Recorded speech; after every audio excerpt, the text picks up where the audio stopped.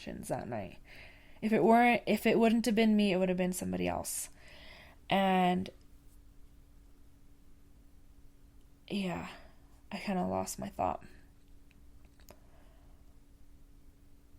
So that's when we went to the hospital after that. They do the rape kit, which is very uncomfortable. It's the most uncomfortable thing I've ever had to do in my life.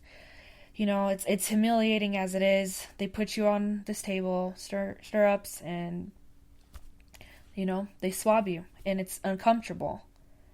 And asking the nurse, like,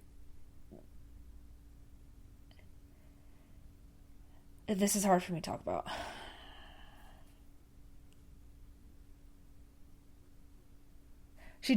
What she told me is there's signs of that. That's what happened to me.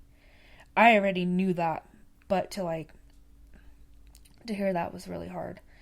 So I kind of remember that. I don't really remember exactly, and I'm probably saying it wrong because I don't remember exact times and all that, and which was first and which whatever. I was so drugged up even after. But I do remember that. I do remember going to the hospital, and then I remember them taking my clothes, and I don't remember if they took pictures or not. But so I do remember that. I remember talking to the DA, so that's kind of what happened. And then it is so scary when they first bring you in and they want you to tell them what happened. And I just remember being scared. I feel like I did something wrong. Just the whole process makes you feel like you did something wrong. And the questions they ask you is just it's just so horrible. I was asked, what were you wearing that night? And I remember because I was only 21, I was really young, and I was still very naive, and I just remember being I was wearing, literally, this is what I was wearing. I was wearing shopos because I was just trying to chill with the bros. I was wearing freaking jeans and a t-shirt and a sweater. And I remember being why would they ask me that? And that's when I started to feel like it was my fault. And through the whole court process, time, my story changed a little bit, a time or a day, and it was just oh, you're lying, you can't even keep your facts straight. And it's no, when you're on, I had to speak in front of the judge. I had to tell my story and how it affected me, and that was the scariest thing because his lawyer attacked me. Literally, his lawyer was just and this is I might be off on the timeline, but this is the whole process of it. So, obviously I went to the hospital, pressed charges, and this is 5 years of court. So I'm just I'm not going to explain all of it, but I'm just going to explain the experiences that came with it. Just being attacked by his lawyer. When they were doing questions. Okay, so I didn't even add this. There's more. I'm the third girl that he did this to. There's 2 other girls out there that he did this to. I was the third girl. So this was a sick mother effer. Definitely. And I mean, in the beginning, it was, like I said, it was a nightmare. He was underage, so that he was in the juvie system, and they protect them, and they want them to get a second chance. They're not trying not to charge him as an adult. This, that, and the other. The judge was slapping him on the wrist, and there was a point where he had an ankle monitor, and he cut it, and he was on the loose. I remember being terrified, being oh my God, what if he does it to somebody else while he's free? And then I'm thinking about my safety because I went to the police, and it was horrible. And then they finally got him, and then the whole fight was to get him help because he was an addict. He needed help. This sick mother effer needed help. Excuse my mouth. And they didn't want him charged as an adult. Anyways, that's the whole thing what we fought for. And like I said, being on the stand, his lawyer talking to us, freaking grilling us, and I remember his lawyer kept telling me this. He kept saying, when you had sex with so and so. And I kept saying, I did not. I kept saying in court, I said, he raped me. And he would try to get me to say that I willingly had sex with him. And I kept telling him, he tried to like twist my words around 3 times, and I kept saying that. And I promise you, this is true. He went to whisper to the rapist, and I remember him saying, he's like, she's a tough one. And I promise you, he hated me throughout the whole entire trial, because I was so like rude back. Like, I was just at the point where I was pissed off. Like, we shouldn't even have to, sorry, that was my cat if you heard that. We shouldn't have to be bullied like that at all. So there's that experience, and then having to write my letter to the court about how it affected my life. That was really, really, really, really hard. It took me forever to write it.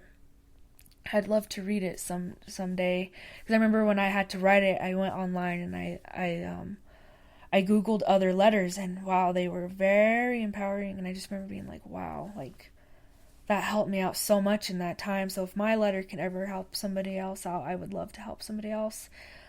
Like I said, we had many, I was subpoenaed to court many times. I'm not going to really get into all of that. I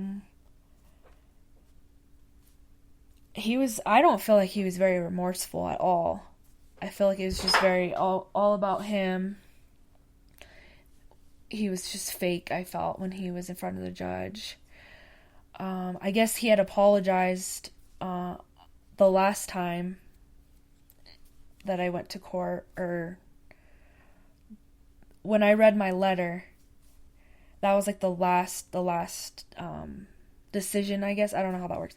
And I remember he had apologized to me in court, and I had left because I was like, I literally got so upset and all the stuff that he was saying, because he was just talking about himself. They always just talked about him and his treatment, this, that, and the other, but it's like, what about the victims? What about the victims? And I had left, and I guess what my mom said is he apologized and he looked back, and I wasn't even there for the apology, so I'm really glad, because it's, even to see your rapist in front of you, it's horrible. It's like you just get re-triggered. It's awful. And so the end result of that, I'm trying to think, because all this court stuff always like overwhelms me, and I leave the courtroom like confused. But this time around, he got tried as an adult. That's what we were fighting for. So that's like, it felt so good to hear that. So that's like the one thing and he's a sex offender for the rest of his life. So he'll be a sex offender for the rest of his life. And I mean, I still don't think that we got justice, our system fails us. Definitely does. He should have gotten longer. He has 3 years, so he's been in jail since I was 21. I'm gonna be 27, and he'll have another 3 years. So he's had his time. Still not enough for what he's done. I feel like he destroyed my life there for a minute. So when I feel like someone took my life, like, he deserves way more. But that's where I pray, and I pray that God takes care of my enemies. And the crazy part is, after many years of treatment and, therapy and all that, it's just, I can honestly say that I forgive him for me. I don't forgive him. If that makes any sense. Like, I feel like I can finally move on with my life. And I'll never forget about it. It'll always be there. And that's why I became an alcoholic. After that, it was just like downhill from there. But that will be saved for another podcast. I will talk about my addiction, and that is a long story. So, oh my gosh, my cat, I don't know if you heard that, my cat is chasing a fly and he's knocking over all my stuff because he doesn't care.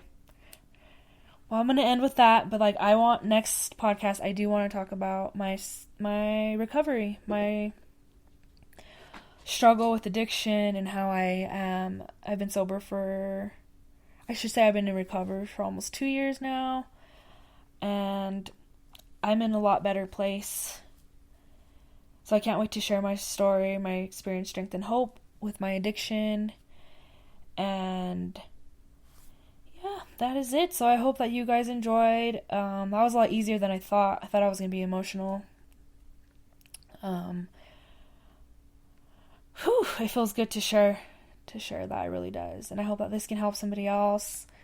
And us women, we need to stick together. We really do, because I feel like even though court's over and stuff like that, it's just like, I feel like the whole thing was just